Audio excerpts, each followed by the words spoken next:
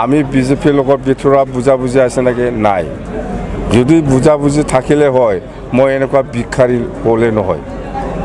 নিজৰ মাটি বিক্ৰী কৰি পেলাই ইলেকশ্যন খেলিছে অলপ চিন্তা কৰ জিন্দাবাদ জিন্দাবাদ জিন্দাবাদ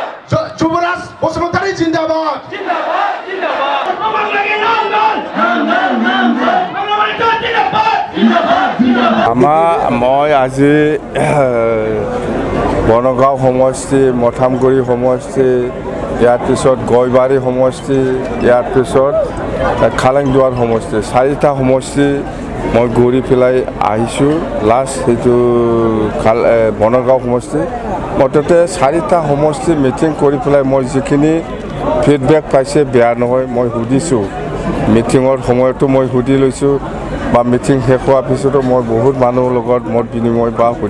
ফিডবেকটো লৈছোঁ খুব ভাল মই আজি চাৰিটা সমষ্টি ঘূৰাৰ পিছত দেখিবলৈ পাইছে যে আমাৰ বিপিএফ দলৰ পজিশ্যন আমি আগত যেনেকৈ কৈছে এনেকৈ 1 নম্বৰ পজিশ্যনত আছে আৰু বনগাঁও সমষ্টি জিকাটো 100% চিয়ৰ আৰু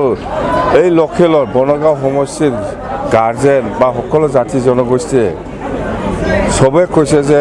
বনগাঁও সমষ্টিৰ আমাৰ যুৱৰাজ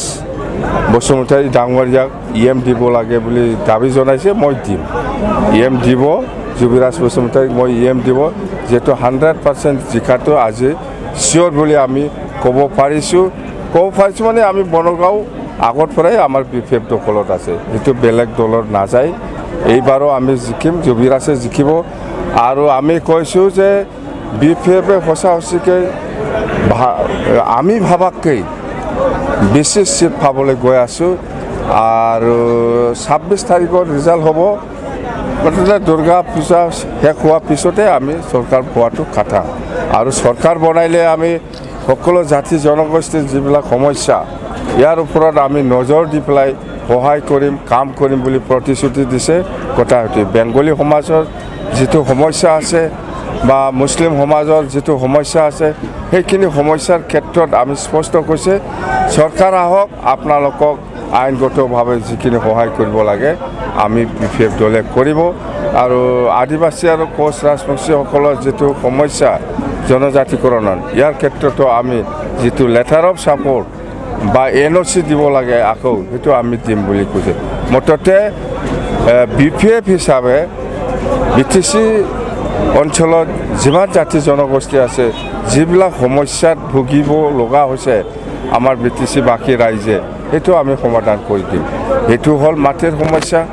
সকলো জাতি জনগোষ্ঠীৰ একটাই ডাঙৰ সমস্যা আছে মাটিৰ পাট্টাৰ সমস্যা এই মাটিৰ পাট্টাটো আমি দিম বুলি আমি প্ৰতিশ্ৰুতি দিছে কথা সেইটোৱে কালি মুখ্যমন্ত্ৰী ইয়ালৈ আহিব যে বনগাঁও সমষ্টি আহিব CM ডাঙৰীয়া আহিব কোনোবা গৌৰৱ গগৈও আহিব কোনোবা আহিব নিজৰ দলৰ কথা কংগ্ৰেছৰ নিজৰ ষ্টাইলত কেম্পেইন কৰি আছে বিজেপিও নিজৰ ষ্টাইলত কেম্পেইন কৰি আছে আহিলে কি হ'ব আহিব যাব আৰু কি আছে বিজেপি আৰু বিপিএফৰ মাজত যে চব এনেকুৱা কোনো কথা হোৱা নাই কথাও পাতা নাই আমি মানুহবিলাক সন্দেহ কৰে আমি বিজেপিৰ লগত ভিতৰুৱা বুজাবুজি আছে নেকি নাই যদি বুজাবুজি থাকিলে হয় মই এনেকুৱা ভিক্ষাৰী হ'লে নহয় নিজৰ মাটি বিক্ৰী কৰি পেলাই ইলেকশ্যন খেলিছে অলপ চিন্তা কৰ স্যাৰ 2020 বিপিএফ জিকি গৈছিল স্যাৰ এটা কিন্তু নাই এইটো বিপিএফৰ আছে ৰাজীৱ বাংগালটো বিজেপিক গ'ল কি পাব এতিয়া